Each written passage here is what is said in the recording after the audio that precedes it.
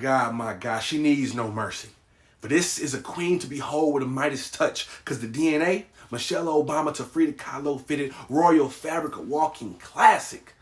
Aztec lineage, Queen Nadi, Nefertiti profile, great goddess, gold stitching, guilty of possession of her apostrophes on the culture. God is not the only witness. It is said that the most dangerous woman of all is the one who refuses to rely on your sword to save her because she carries her own.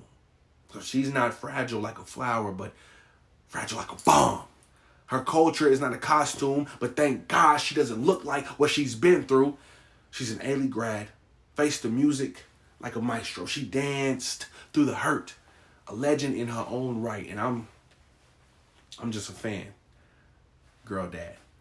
Hello, my name is Courtney McLean, artist, actor, educator, and proud girl dad. I have the honor of being a speaker at Sanicle's International Day of the Girl Child. This coming Monday, October 9th, from 3 to 6. Don't be late. Bring your girl child, RSVP immediately, and join us in raising awareness for STEAM, STEAM, financial wellness, and period poverty. This hybrid event aims to empower administrators to make informed decisions, dream big, and become leaders in their respective fields. And there'll also be an opportunity for a community service project around displacement and menstrual health products.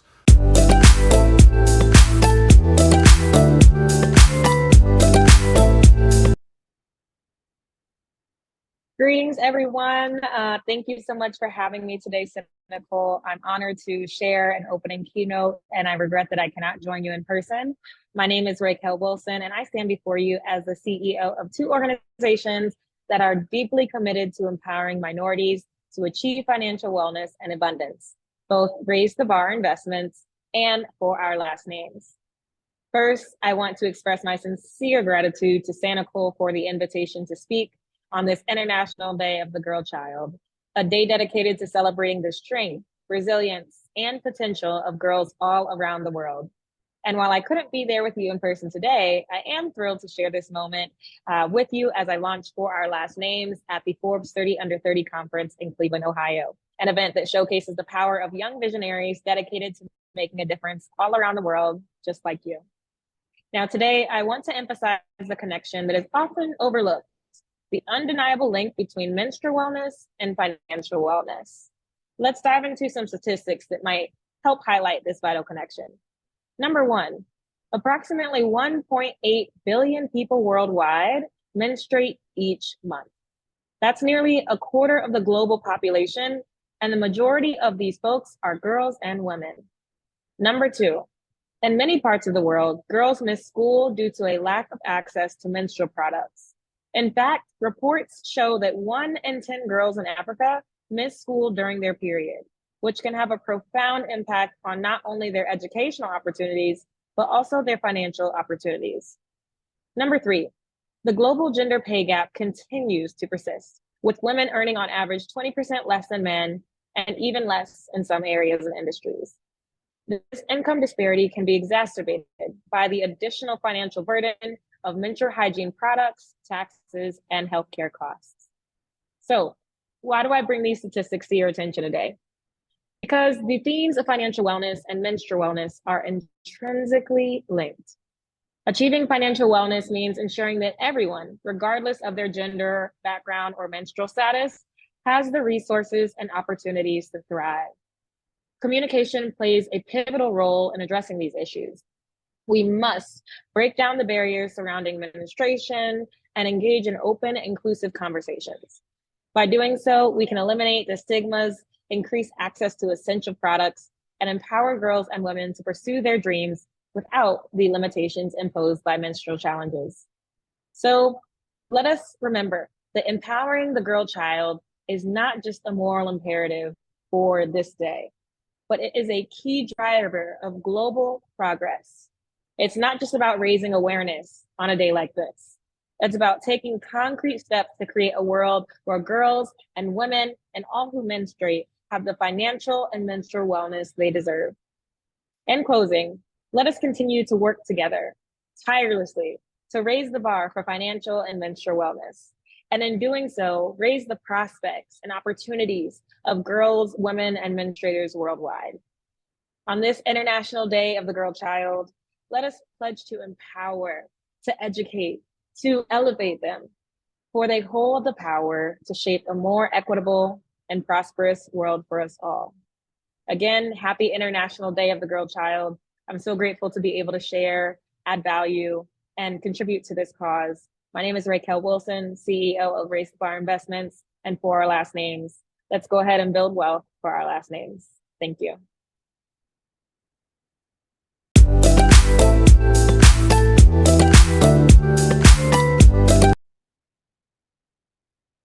Hello, Sheroes. I am so excited that you are here in honor of the International Day of the Girl Child celebration. My name is Dr. Carmen, and I want you to know that you are a Shero. You see, there are lots of different ways to be a Shero. We're recognized for being courageous. Some of us are champions for gender equality. We know how to rest without apologizing. We practice self-love and respect and more. So if you haven't done so already, your time is now to fully step into your Shero status.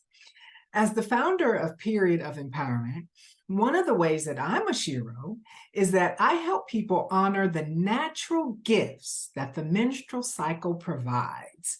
You see, when you understand how to use the menstrual cycle as a guide for self-care, it'll help you rest when you need to. It'll help you teach others how to interact with you. It helps you reflect on your accomplishments and identify the people, places, and things that may need to be released because they are not serving you. It'll show you when you tend to be the most creative and productive. I'm telling you, the menstrual cycle is absolutely amazing. So to help increase your appreciation of your cycle, I invite you to do two things. Number one, begin tracking your cycle. This is how you learn what your normal is. Now, you can use something like a cycle tracking journal, or you can use a notebook. And what you're doing is writing down how you're feeling emotionally, physically, spiritually. And if you don't know how to begin tracking your cycle, I'll share with you in a little bit how you can get my help. The second thing I invite you to do is to create your own magical moonbox. So what is this? Think of this like a self-care kit for when you are on your period. So you can get something like this box. This is just a plastic box. Make sure yours has a lid on it. You could use a shoe box. And let me show with you some examples of things that you can put in there. So the first thing I have here is some lavender essential oil. It's blended with sweet almond oil. It's a roll-on, so you can roll it on your wrist, put it behind your ear. Ooh, it smells so good, so calming, so relaxing, and that's what you want in your magical moon box. Another thing I have here is also infused with lavender. This is an Epsom salt tablet. So this is something that you can put in your bath to help you relax as well. Or maybe you have in there a beautiful journal with positive affirmations reminding you of how special you are. Another thing you might want to put in there is some beautiful beads that you actually wear when you're on your period. You can wear them as a necklace, wear them as a bracelet. The participants in my Power to the Period workshop make a bracelet that represents all 4 phases of the menstrual cycle. So you can put whatever you want in your magical moon box. And a lot of the things that I showed you here, you can pick up at the Dollar Tree. So head on over there and start creating your magical moon box. If you need help with any of this, you can schedule a free 30-minute Zoom call with me and I will help you. Just go to bit.ly/Dr. Carmen session. That's bit.ly/DrCarmenSession. That's bit.ly/Dr. Carmen session. And it would be my honor to support you in honoring your cycle. And finally, I'm so excited that we're focusing on the various careers in STEAM. And I want you to know that you belong in science and technology if you want to shine there. You belong in engineering if you choose to be there. You belong in the arts if your heart sings there.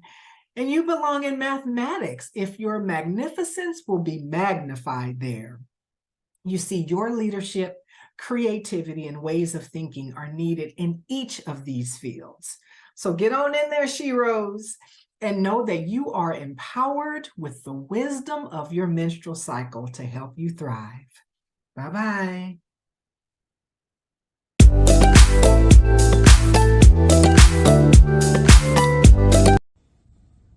Hello, everybody. My name is Hawa Taylor Kamara Diallo. I am the chief at the Civil Society Unit at the UN Department of Global Communications, located here in New York City. It's so great to be with you. It's a pleasure to share this space with you on the Day of the International Girl Child. In addition to working with the UN, I'm also a mother, I'm a sister, I'm a wife, and I'm a daughter to an 88-year-old loving mom. It's so exciting really to reach out to people outside of the UN to celebrate important days like the Girl Child. Now, I can tell you about all kinds of, departments, offices, treaties that the UN has created to support gender equality, especially focusing on girls. I'm sure many of you have heard about the UN Women, and maybe the Commission on the Status of Women that meets yearly with governments and NGOs really to talk about policy, look at action, see what's working, what's not working, and how we can do better. I'm pretty sure you've heard about the Sustainable Development Goals. A lot of people call them the global goals. Now, in there you have 17 goals, SDGs, and they're all interrelated. But there's some specific ones that talk just about gender equity and, the girl child. So SDG 10 for inequalities, SDG 5 for gender equality. Now, you can't have no poverty without working on women's issues. You can't have quality education if you're not talking about the girl child or women around the world. Now, a lot of times we do focus on the global south because I am originally from Sierra Leone, West Africa, but also you have these issues in the northern hemisphere, right here in the United States, in Tulsa, Oklahoma, in Canada, and in various places in Europe.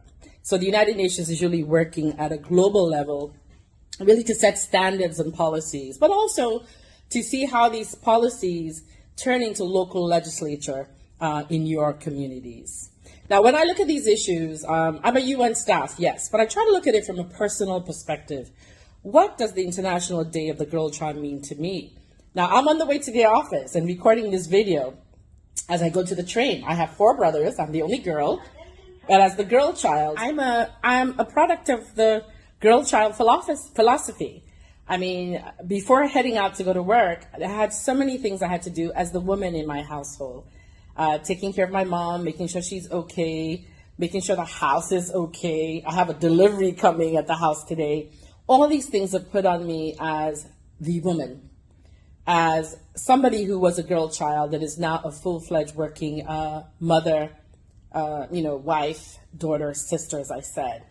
And, many things have helped me along the way to equip me. Number one, I had a mother who was very, who believed in me, who really pushed me to take opportunities, who pushed education, not only for my 4 brothers, but also for myself. She jokingly says that, Hawa, you can't leave the United Nations until you become the Secretary General. So she is my shero. She has inspired me. So these are, things that have helped me to counter against those, behaviors or feelings that society has, sentiments in terms of, the situation of the girl child. Now, also, as I said, my mother supported me for education purposes. So, I'm educated to the highest level, not only academically, but also practically. Because a lot of times I say that change is going to be done by common sense, not only the book sense, that we know. Now, I'm gainfully employed, so providing economic independence and prosperity for women. And even starting that thinking very early on as a child, how can you as a young person support yourself as a woman? How can you, look at things like entrepreneurship? or what parts of your education can you have that will help you to have a stable financial situation as you grow up. I mean, these are things that will help us to counter this sort of pitiful situation we find ourselves in as women and girls. And I think a lot for me, working in the Department of Global Communications, because I work a lot with advocacy, information, communications, raising awareness, and starting right from your home, at the dinner table, at school, in your community, with family members, with leaders, with neighbors, flipping that narrative and really bringing in the core value of young women and girls. They say if you educate a woman, so many things can change within your household, but also within your community.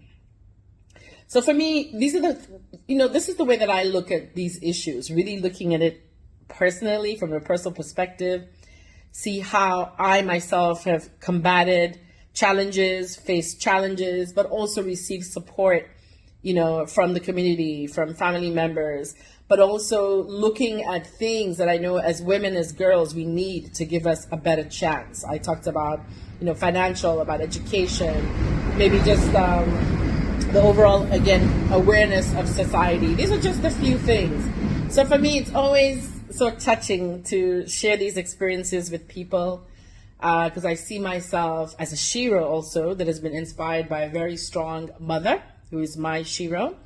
And, I'm so blessed to be surrounded by people in the civil society community like Chase and Roxanne and Zachariah who are doing this program. Because I think what I have learned also in charting this journey is that the United Nations cannot do all this stuff alone.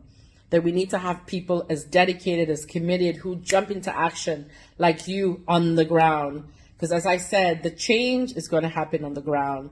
It starts, from the global, goes down to the local level. But you in Tulsa, Oklahoma, my cousin Mariama in Pujon, Sierra Leone, maybe Sven in Norway are going to be the real change makers. Thank you so much and happy International Day of the Girl Child. My name is Thomas Billingsley. I'm the founder and executive director of Black Tech Street. Our organization is built to rebirth, restore Black Wall Street as a Black innovation economy and catalyze a movement that sees Black people embrace technology to build wealth in the American world. So STEM is pretty critical to our organization and its focus. We focus on cybersecurity, business intelligence, and data analytics, and responsible artificial intelligence, which is pretty critical right now. I think the mission that Sanicle has and what's being done here is so critical because it's really important to know that women can be in STEM, not only can be, they've been some of the greatest contributors, actually. I recently got to sit down with Dr. Mae Jemison, who was the first Black female astronaut in space, and she was pretty critical in inspiring an entire generation of young Black women to embrace technology, embrace STEM. And while I was speaking with her, she ended up telling me a lot about how she's currently working on some of the latest technology to put some of the first people on Mars and all sorts of alternative energy resources. Just really incredible, really inspiring individual.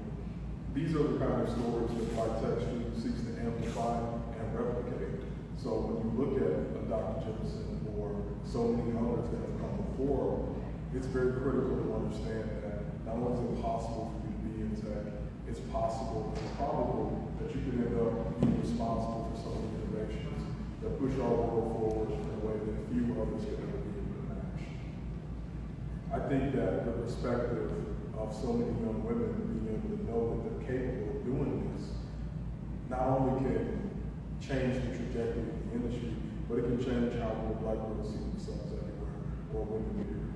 So I really appreciate this opportunity to be here, and I'd like you to dream big, and I'd like you to remind yourself that anything is possible, not just as some cliche, verse, but as proof using our work and what we're inspired by Black Wall Street.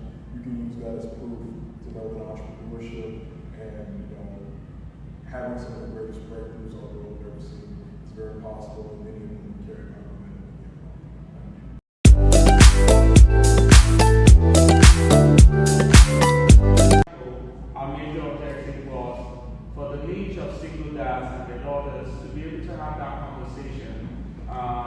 beyond their product and beyond how to be able to resuscitate themselves when they find those issues.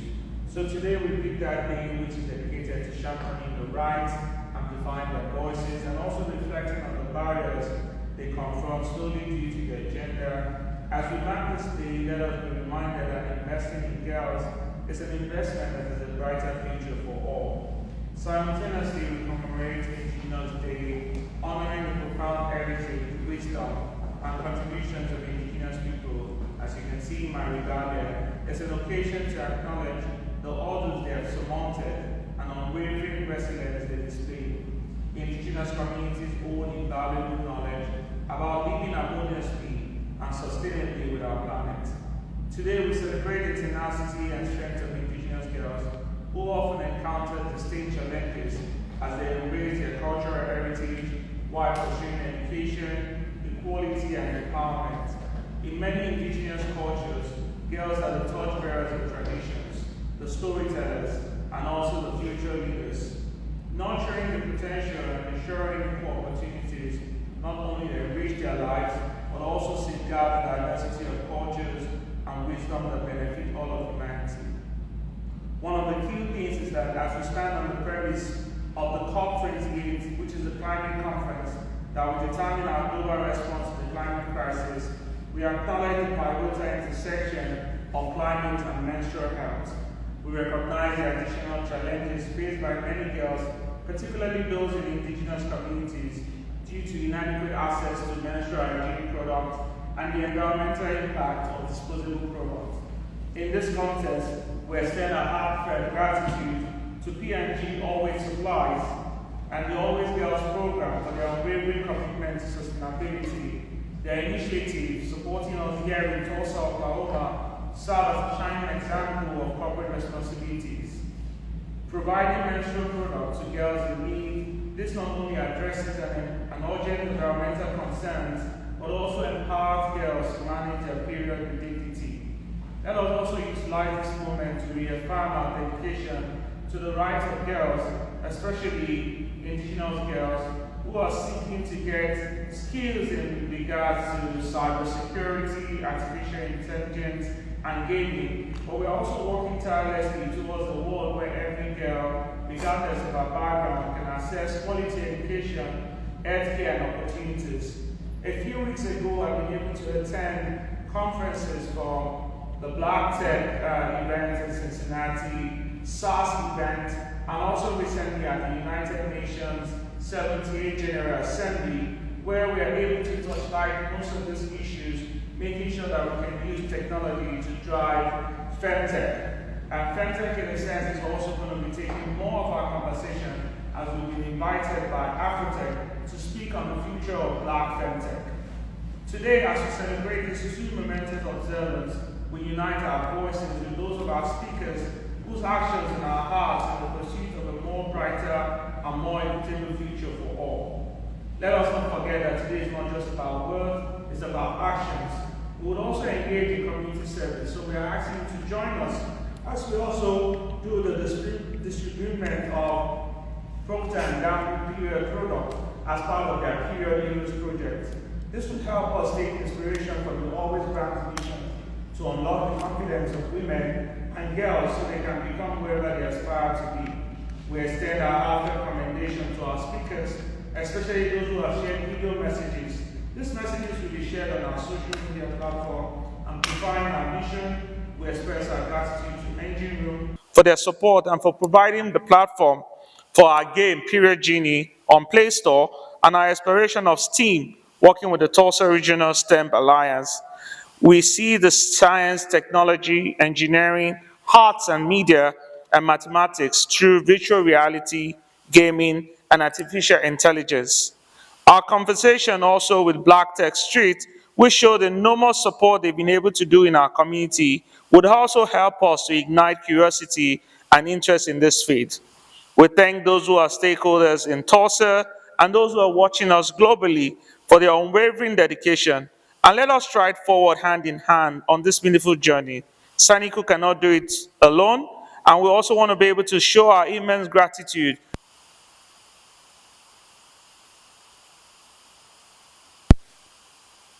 society who use their own care product to be able to push the agenda of period, and also seeing how we can use technology to end period poverty. We thank you so much for your time, and we thank you, distinguished speakers. Thank you. Continue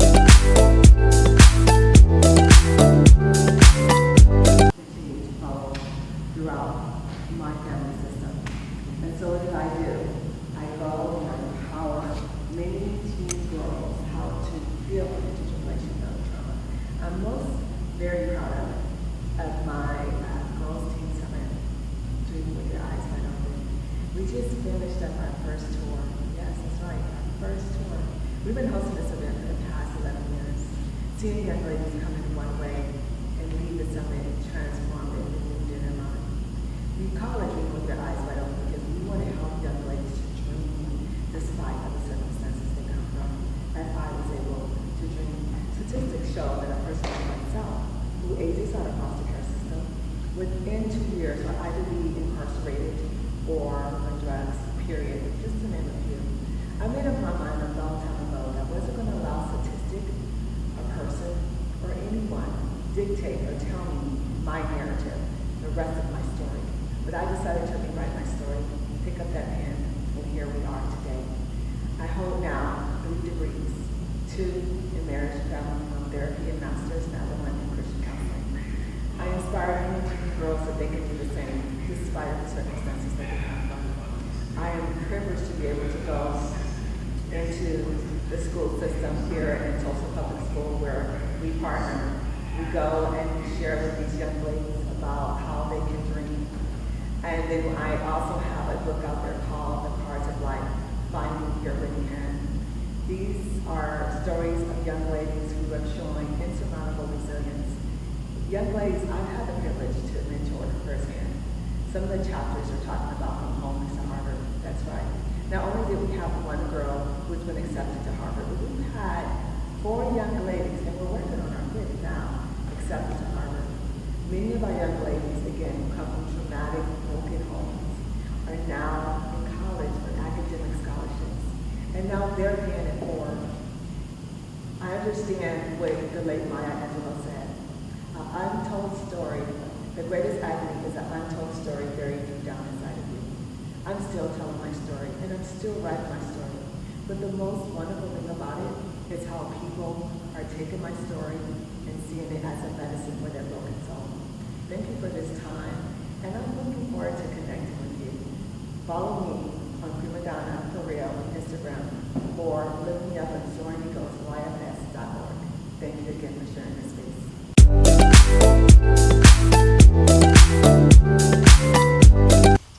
Hi, I'm Damali Wilson. I'm CEO of World One Development, right here in Tulsa, Oklahoma.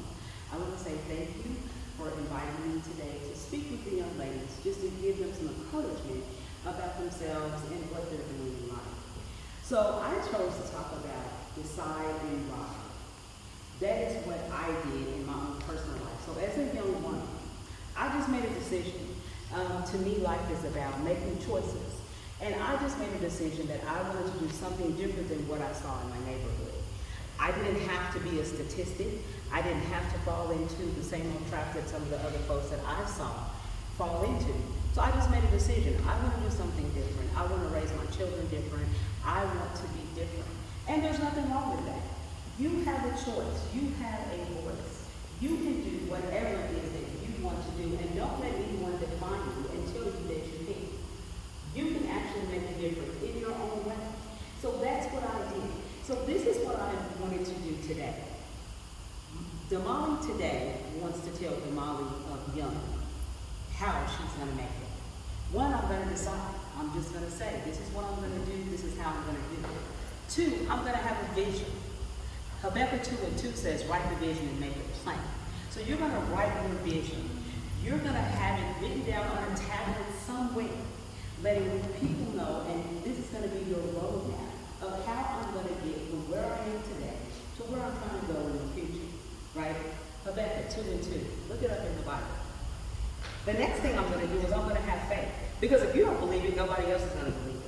So you've got to believe that whatever you put down on that tablet, you're going to be able to do. Failure is not an option. right? So you're gonna go ahead and you're gonna look at this tablet every single day. You're gonna read it until it gets in your spirit. So that you just instinctively start to march and walk in whatever you put down on your paper. The next thing you're gonna do is you're gonna believe in yourself. You've got to believe in yourself. You can do anything you want to do. It does not matter where you come from. It does not matter who your parents were. It does not matter how you dress or how you walk or how you talk. What matters is you have a vision, you know what you want to do, and you're going to march forward and you're going to make it happen. The last thing I would say is consistency. You have to be consistent. This is a daily thing that you're going to do. You're going to walk in it. You're going to speak it. You're not going to let anybody tell you to do anything different. You are going to do what it is that you want to do. Because this is your destiny. This is your role. And you are the author of your destiny. And lastly, you have to be comfortable in uncomfortable positions. You have to be able to, despite the noise that's going on around you, you've got to be able to say, this is what I want to do. This is how I want to do it. This is the impact and the legacy I want to leave on this earth. Because each and every one of us should be trying to make the world a better place and better than what we found it when we came. So, walking consistency, walking in love, walking intentionally, you're going to get to where you're trying to go. Each one of you are a blessing. Each one of you women are absolutely phenomenal, and don't let anyone tell you that you're not. And if I can do it, you can do it too. Thank you so much.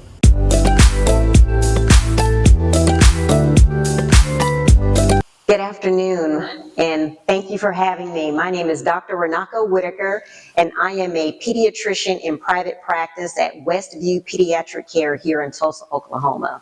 And I'm just so excited to be here today to talk to all the young girls across the globe who are tuning in. I can remember being a teenager in high school and seeing a Black female pediatrician in a clinic that I was doing some volunteer work with, and as soon as I saw her, I knew that she is the person that I wanted to be like.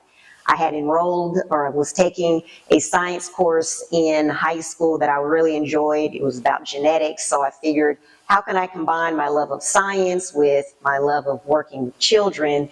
And after seeing the pediatrician, I said, okay, that's what I want to do, is work with children in a medical setting. So that was how my journey started towards becoming a pediatrician, and I have now been practicing for over 20 years.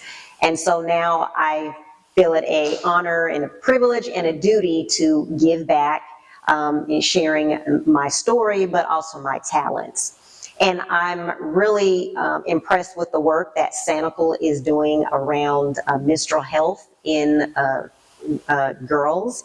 And as a pediatrician, I see children of all ages from newborn up to 18 years of age, but particularly preteens and teens, that is a time that I spend with girls specifically, and issues around menstrual health and puberty as well. So menstruation is part of that puberty process where a young girl is, becoming an adult.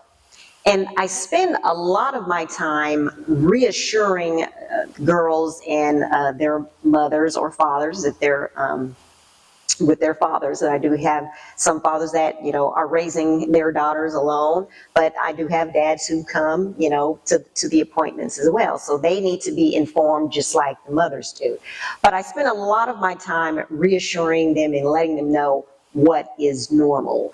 I get a lot of questions about things that the girls and the families think are abnormal or not quite right, but when in fact they are right.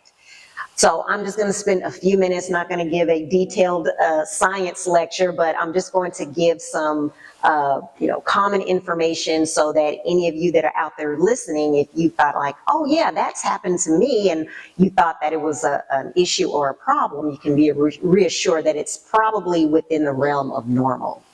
So a frequent question is, when does puberty begin? When does a girl, what's the correct age or the right age for a girl to start her period? So puberty for girls begins with breast development, and that can be between the ages of 9 and 12. Whenever breast development starts, within 2 years from that time is when the period will start. So if a girl starts breast development at 9, around 11 will be the time that she would start her period. And what's not commonly known, I'm finding, is that when a girl first starts her period, it is very common for her to skip having periods. So she may have one period, the first period comes, the next month the period may not come, then it will come again, and it can do that frequently within the first year or two. In fact, about 65% of girls who first start their period will have won't have a regular period for that first year or so. If a girl starts her period later, starts puberty later, then it's usually going to be a slower time for her to have regular periods. So skipping periods is very common. It's not anything abnormal unless the doctor finds out further information through questioning, but most of the time it is very common and is normal to skip periods initially after the periods start. 2 other things to be mindful of when you're having your period is that for girls, it can be very easy to become anemic, particularly if you have very heavy bleeding during your period. So that combined with, most kids may not be eating the healthiest of diets, fruits and vegetables, and other iron-rich foods. So if you're not getting enough iron through your diet, plus coupled with having your period, it's very easy to be at risk for being anemic. So make sure you're eating a good healthy diet, fruits, vegetables, meats, if meat is part of your diet. If you're someone who is vegetarian or vegan, that's okay. You can still get, iron through plant-based sources as well.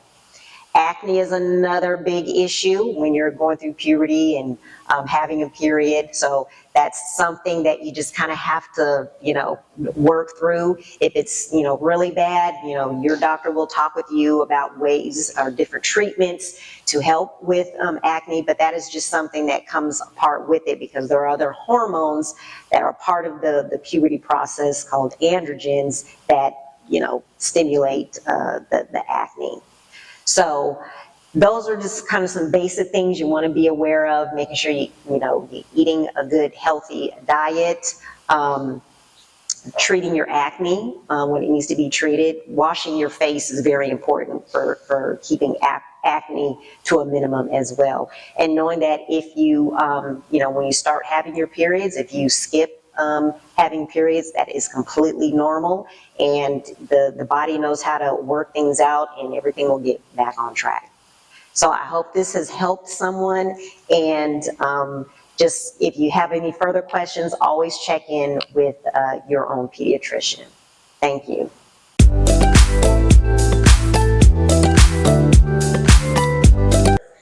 Hi, my name is Aaron Sloan. I'm the owner of the Engine Room Boxing Gym and Engine Room VR here in Tulsa, Oklahoma.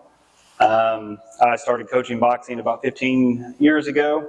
I did it kind of as a hobby to get kids off the street and kind of have an after-school program and get my boxing fix. I boxed when I was younger and, of course, got too old to fight, so coaching was a way for me to participate without getting punched in the face anymore. So I worked as a registered nurse and decided to open the gym here in Tulsa and move it from Owasso about 9 years ago, and kind of looked to do this full time. So we moved the gym from Owasso to Tulsa, and gradually worked my way out of the nursing field and began running the gym full time. We're pretty heavily involved with amateur boxing on a local and national level. President of our state USA boxing program and president of Kansas Oklahoma Golden Glove. So we do a lot of tournament bouts, travel around the country with kids of all ages, 8 to 40 actually, and grown-ups as well, and attend different boxing tournaments with our competition team. About 2 years ago, I decided to open a tech company, which kind of brought us to a little bit of a partnership here with Sanicle. I decided to do a boxing game for VR that we could evolve into an esport. With boxing being my background, it made a little bit of sense, and I was just kind of a tech enthusiast and been following the virtual reality space for the last 6 or 7 years, kind of waiting for it to go wireless. And so when the Oculus came out with the Quest 1 and Quest 2, I began working with Golden Gloves and USA Boxing Nationals to form a national esports and e-boxing tournaments. And so that's what we've been working toward for the last couple of years. We've hired 4 different developers and moved them here to Tulsa.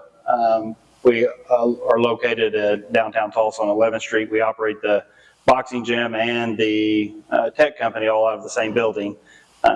And this is the space that we're in today is one of our spaces for our overflow and event space. So it was great to partner up for this event with Sanicle. We think they're doing great things. It's a mission of ours to kind of get involved with anything that's going on in the Tulsa community that evolves around tech. And so with the Sanicle phone app for education, we just thought this was a great opportunity to not only support another local tech company, but also, it's just we felt like it was a great cause for community health. And with my nursing background, these kind of things all seem kind of distant from each other, but they all tied in together great. So we're excited to be a part of whatever progress Sanicle has for the future.